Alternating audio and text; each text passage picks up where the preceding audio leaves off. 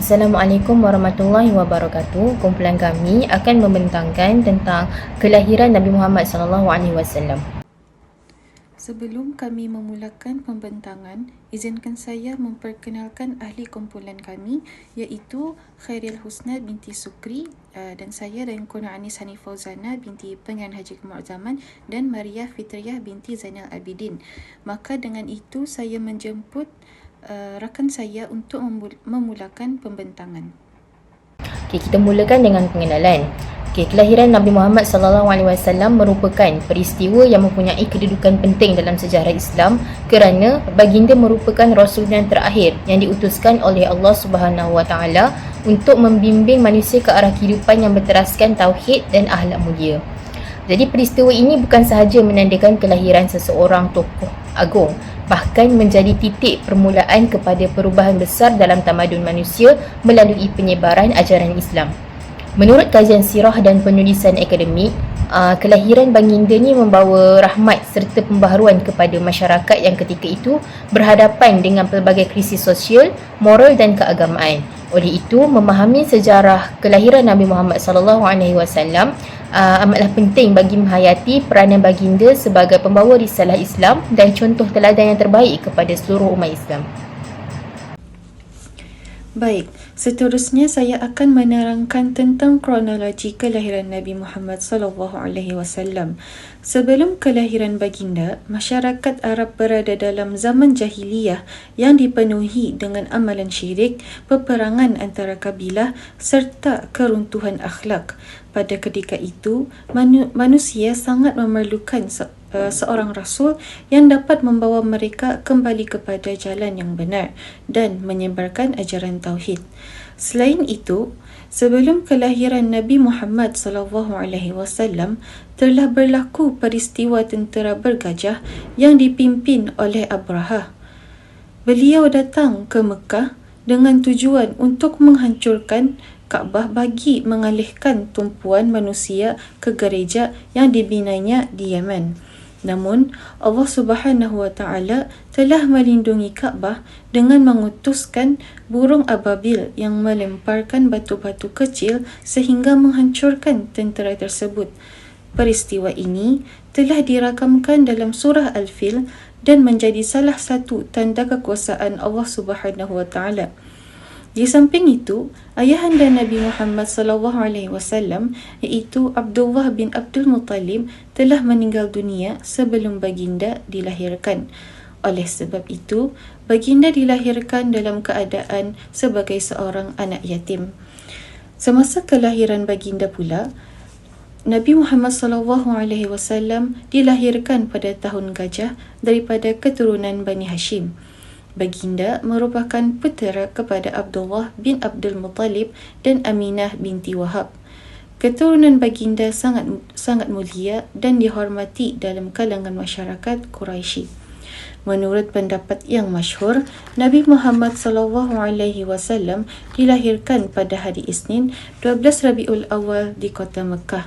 Walau bagaimanapun, para ulama mempunyai pandangan yang berbeza mengenai tarikh sebenar kelahiran baginda kerana tidak terdapat hadis sahih yang menetapkannya secara pasti. Namun, perkara yang disepakati ialah baginda dilahirkan pada hari Isnin pada tahun gajah. Seterusnya, saya akan menerangkan beberapa peristiwa awal yang berlaku selepas kelahiran Nabi Muhammad SAW. Selepas baginda dilahirkan, Nabi Muhammad SAW telah disusukan oleh Thuwaibah, iaitu hamba kepada Abu Lahab. Kemudian baginda dipelihara oleh Halimah As-Sa'diyah daripada Bani Sa'ad. Sebagaimana menjadi kebiasaan masyarakat Arab ketika itu yang menghantar anak-anak mereka ke kawasan pendalaman untuk dibesarkan. Kehadiran Nabi Muhammad SAW dalam keluarga Halimah As-Sa'diyah membawa banyak keberkatan. Diriwayatkan bahawa keadaan kehidupan keluarga Halimah yang sebelumnya serba kekurangan berubah menjadi lebih baik.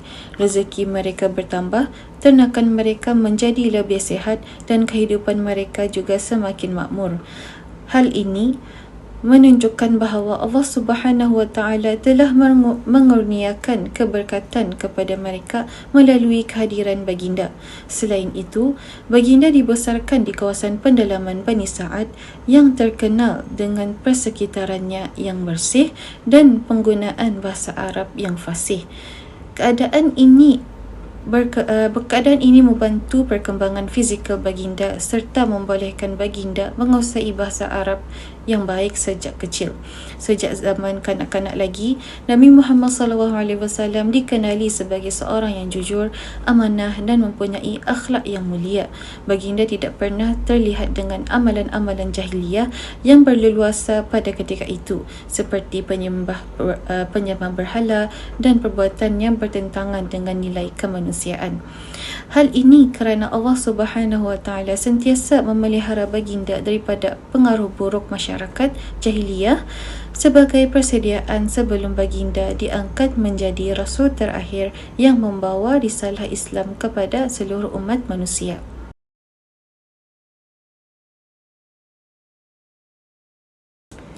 Seterusnya ialah dalil hadis mengenai hari kelahiran Nabi Muhammad SAW, iaitu pada hari Isnin. Terdapat hadis sahih yang menjadi dalil mengenai hari kelahiran Nabi Muhammad SAW. Rasulullah SAW bersabda, "Dzalika yaumun wulidtu fihi wa yaumun bu'ithtu au unzila alayya fihi." Maksudnya, itu adalah hari aku dilahirkan dan hari aku diutus sebagai Rasul, atau hari wahyu diturunkan kepadaku. Hadis ini menunjukkan bahawa Nabi Muhammad SAW dilahirkan pada hari Isnin. Oleh itu, para ulama menjadikan hadis ini sebagai dalil utama dalam menentukan hari kelahiran baginda dilahirkan.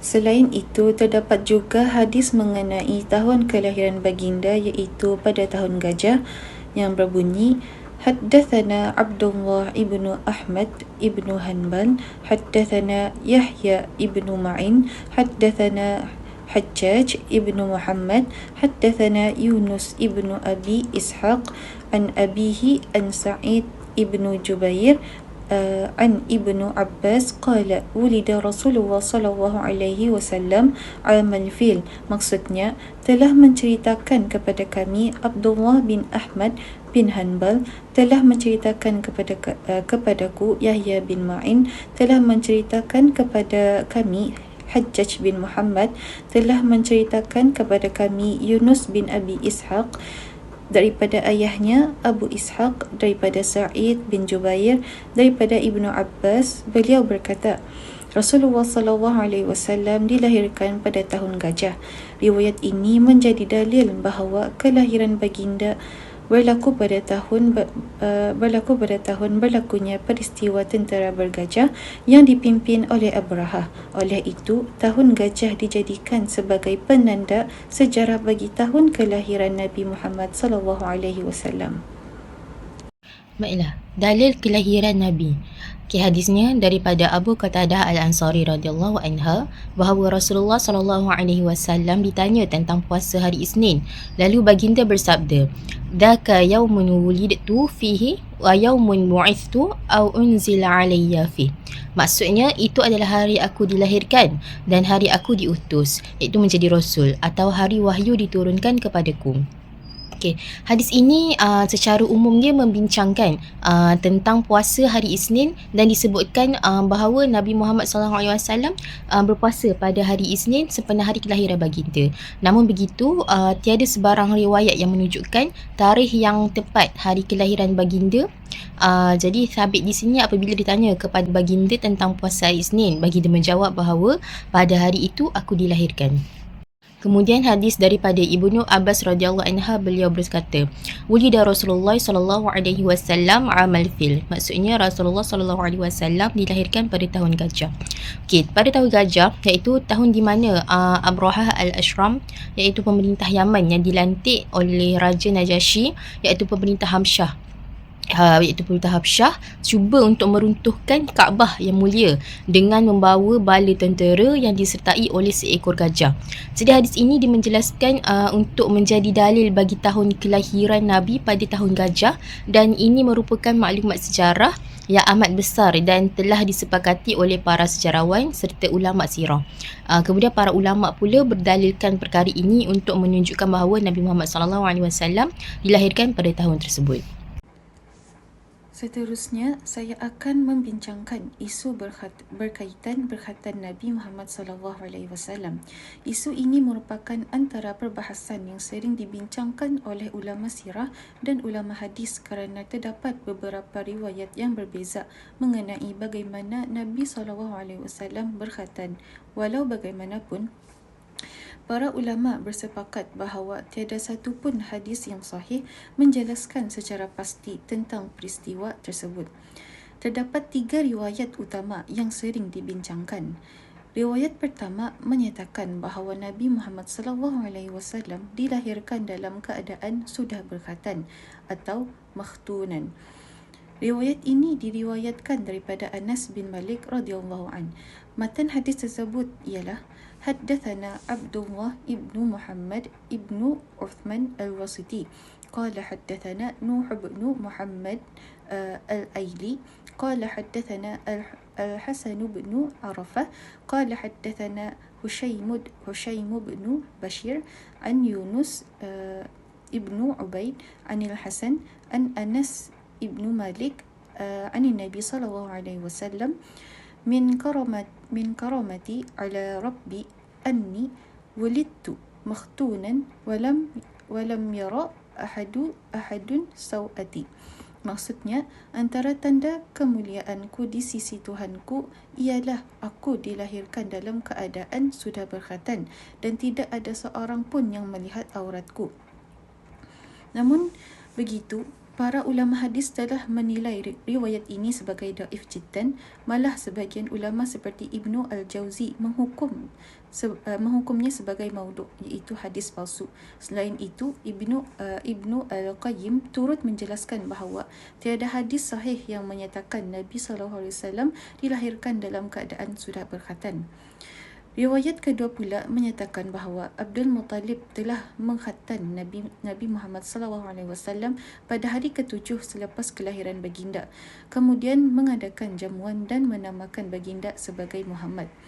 Riwayat ini diriwayatkan daripada Abdullah bin Abbas radhiyallahu an dengan matan haddathahu Ahmad ibnu Muhammad ibni Ahmad haddathana Muhammad ibnu عيسى حدثنا يحيى ابن أيوب العلاف حدثنا محمد بن أبي الصري العسقلاني حدثنا الوليد ابن مسلم عن شعيب عن عطاء الخراساني عن إكرمة عن ابن عباس أن عبد المطلب ختن النبي صلى الله عليه وسلم يوم سبعه وجعل له مأدوبة وسماه محمدا.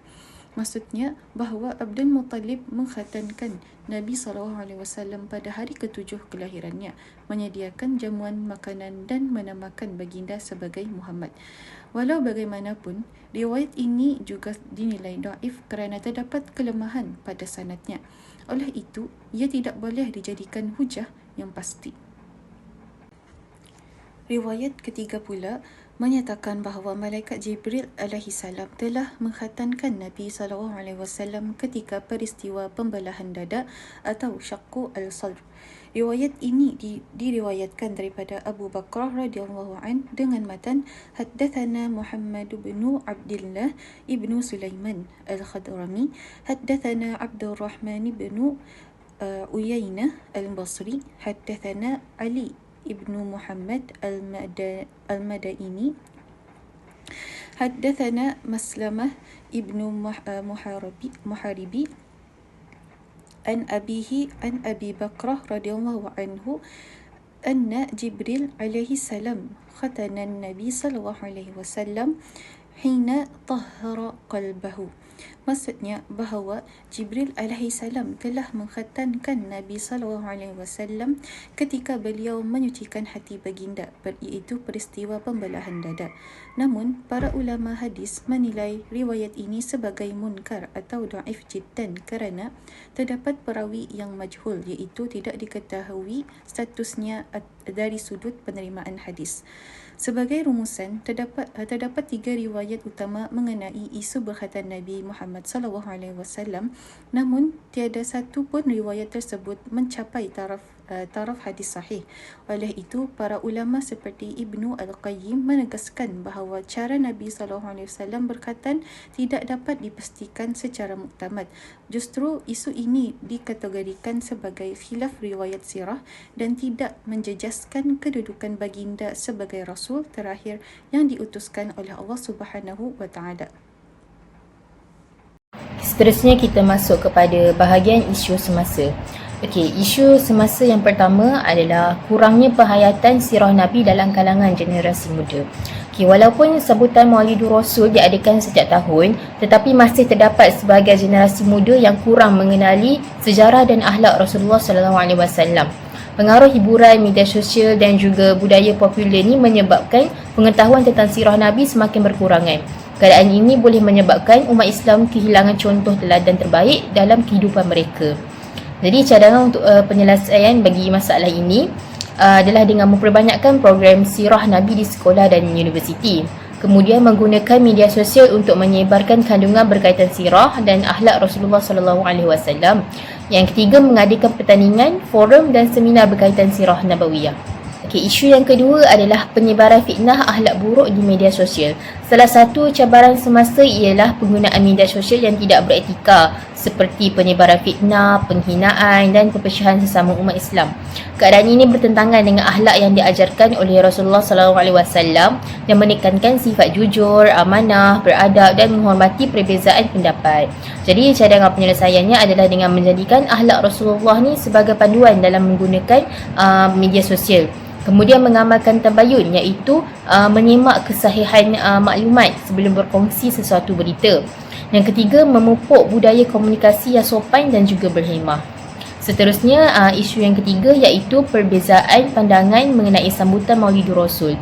Dalam masyarakat Islam, terdapat perbezaan pandangan mengenai cara menyambut Maulidur Rasul, iaitu dengan ada yang melihatnya sebagai medium untuk meningkatkan kecintaan kepada Rasulullah SAW melalui selawat dan penghayatan sirah. Manakala ada juga yang membahaskan aspek hukum serta bentuk pelaksanaannya. Jadi perbezaan ini kadang-kadang menimbulkan perbalahan yang tidak sihat dalam kalangan masyarakat. Jadi cadangan penyelesaiannya adalah dengan mengutamakan adab dalam perbezaan pandangan. Kemudian merujuk kepada ulama dan institusi yang berautoriti tentang hal ini. Kemudian menumpukan kepada matlamat utama, iaitu untuk mencontohi sunnah dan akhlak Rasulullah SAW.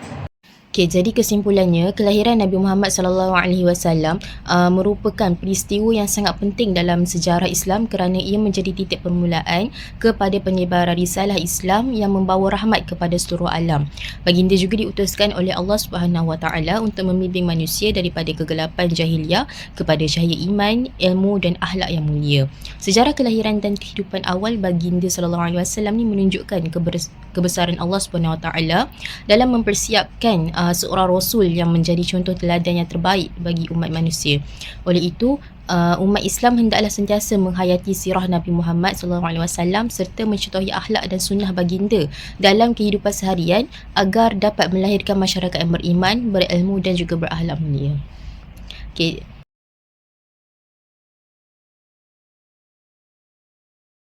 Itu saja daripada kumpulan kami. Sekian, terima kasih.